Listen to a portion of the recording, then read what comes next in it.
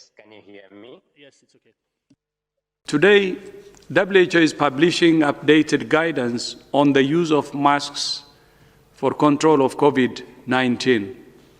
This guidance is based on evolving evidence and provides updated advice on who should wear a mask, when it should be worn, and what it should be made of. In areas with community transmission, we advise that people aged 60 years or over, or those with underlying conditions, should wear a medical mask in situations where physical distancing is not possible. In light of evolving evidence, WHO advises that governments should encourage the general public to wear masks where there is widespread transmission and physical distancing is difficult. Our updated guidance contains new information on the composition of fabric masks based on academic research requested by WHO.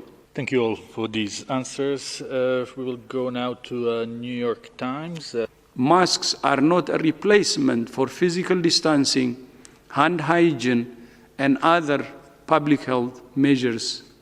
Masks are only of benefit as part of a comprehensive approach in the fight against COVID-19. Many people have said to me, well, masks are used broadly in country X or country Y, and country X and country Y are doing well. That's great, but in those countries, case finding, cluster investigation, widespread testing, isolation of cases, and quarantining of contacts is also done comprehensively. In particular, where physical distancing cannot be achieved, cannot be maintained, that a non-medical mask, a fabric mask, should be used.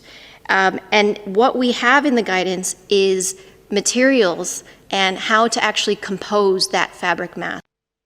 Yes, can you hear me? Yes, it's okay.